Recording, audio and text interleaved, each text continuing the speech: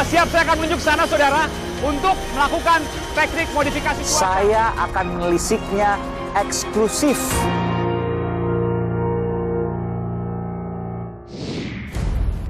Saudara, kejadian demi kejadian tersorot ke Korps Kepolisian, institusi penegakan hukum terbesar negara.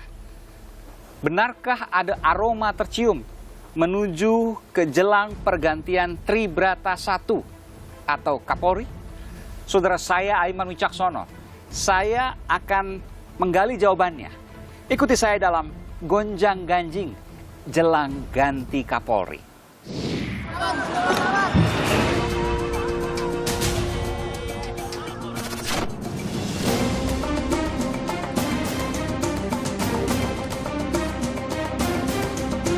Dua Kapolda yang tidak melaksanakan perintah maka diberikan sanksi berupa pencopotan, yaitu Kapolda Metro Jaya, Kapolda Jawa Barat.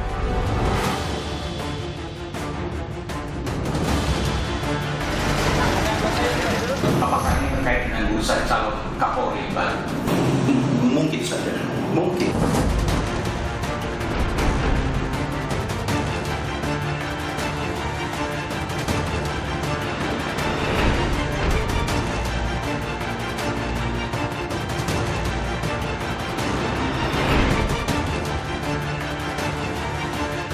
Anda juga menyebutkan ada kutub-kutub ya? Ya, kita tidak menyebut kutub, tapi geng. Geng Solo, geng Makassar, ini menguat kemarin setelah Pak Nanan tersingkir. Kemudian geng Pejaten, Ya. Geng Pejaten inilah orang-orang yang bersimpati ke Budi Gunawan, BG. Kepala BIN. Kepala BIN, bisa dikatakan sebagai anak asuhnya Kepala BIN. Kemudian geng netral atau independen ya, sepertinya geng netral inilah yang akan terpilih jadi calon Kapolri.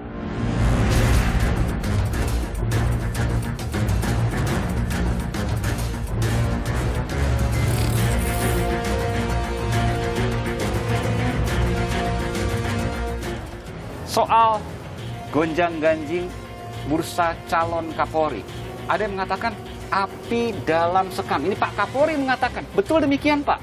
Kompak tapi ada api dalam sekam. Maksudnya apa ya?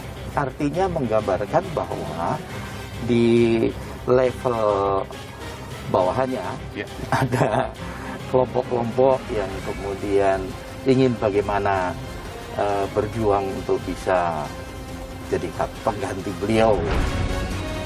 Ada geng, saya sebut dengan kutub lah misalnya. Ada kutub Solo, ada kutub Pejaten, ada kutub Makassar, ada kutub independen. Apakah kemudian kutub-kutub tadi yang disebutkan geng tadi, ini yang dimaksudkan oleh Kapolri api dalam sekam?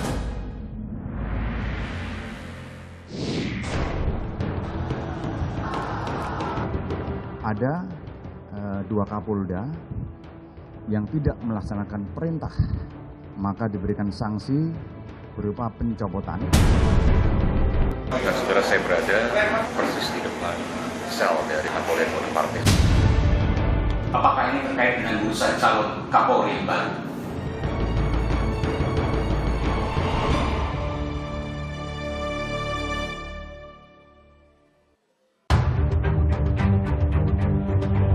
Kejadian demi kejadian tersorot ke kepolisian. Bisa jadi bukan tanpa sebab. Tersebab ada suksesi besar di depan. Januari 2021, Kapolri Jenderal Idam Aziz menyandang status purnawirawan. Ada sejumlah hal yang dikaitkan. Pertama, soal pencopotan dua jenderal.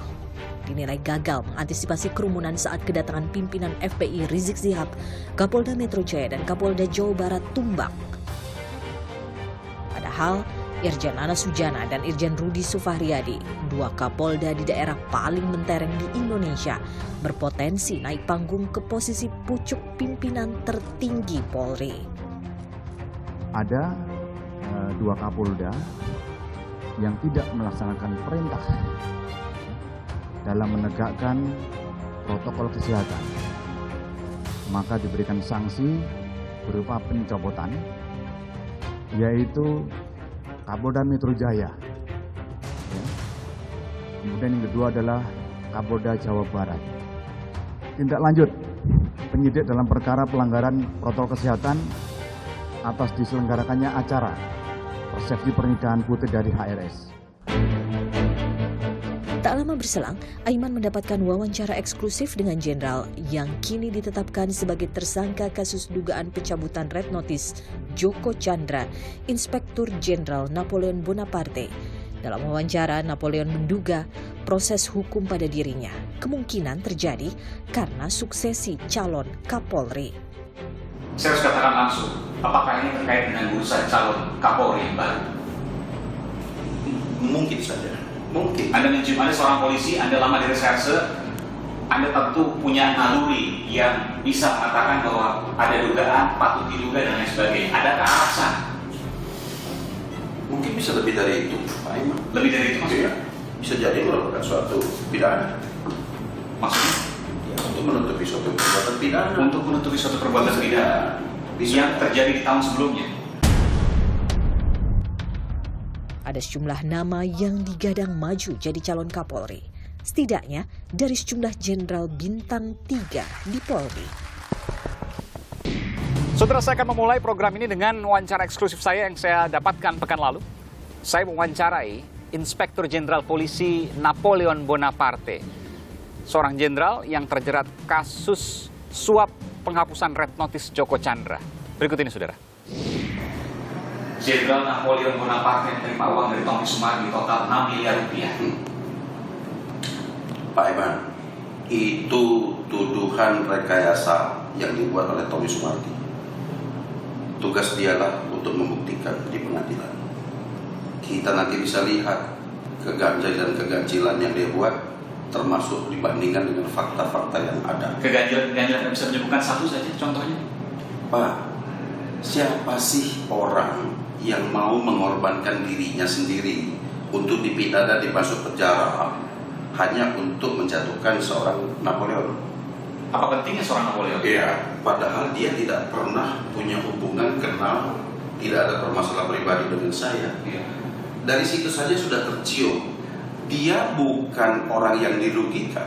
Katanya dia terima uang dari Joko Chandra, itu kan berarti uangnya Joko Chandra. Dia tidak terugi secara material, apalagi masalah pribadi dengan saya. Tapi kenapa dia sebegitu nekat?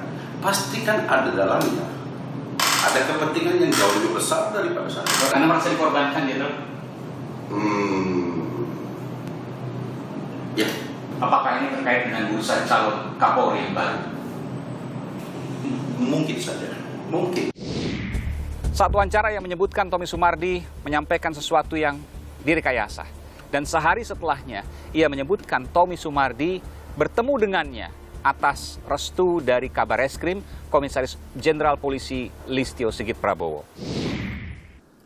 Pertama menceritakan kedekatan dengan Kabareskrim dengan menampilkan seorang Brigjen Prasetyo, pejabat utama Kabareskrim, untuk meyakinkan saya bahwa Bapak terdakwa bukan orang sembarangan. Yang kedua, saudara terdakwa bercerita kepada saya tentang kedekatan dengan beliau sejak pangkat AKP atau Kapten Pol, kemudian memegang koordinasi 6 dapur umum yang tersebar di Jakarta, kemudian juga menelpon saudara Aji Samsudin dan menyerahkan handphonenya kepada saya untuk say hello. Namun pernyataan Inspektur Jenderal Polisi Napoleon Bonaparte ini langsung dibantah oleh pihak Tommy Sumardi. Saudara keberatan dengan keterangan saksi ini, ia mengatakan bahwa saudara ke situ membawa nama Kabareskrim. Ya. Nama Aji Samsudin. Aji Samsudin, nama Bambang Susatyo. Saudara keberatan dengan itu? Saya keberatan, Yang Mulia. Itu tidak saudara lakukan? Tidak saya lakukan itu. Lanjut. Jadi saya lakukan apa yang saya lakukan sesuai dengan BAP, itu yang keterangan yang sebenarnya Yang Mulia. Tidak hanya Tommy Sumardi, Kabareskrim Komisaris Jenderal Polisi Listio Sigit Prabowo juga tegas membantah apa yang disampaikan oleh Irjen Napoleon Bonaparte.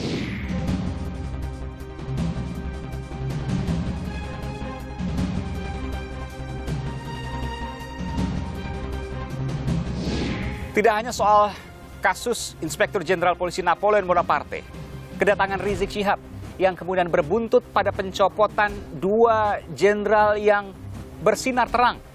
Kapolda Metro Jaya, Inspektur Jenderal Polisi Nana Sujana, dan Kapolda Jawa Barat, Inspektur Jenderal Polisi Rudi Sufahriyadi.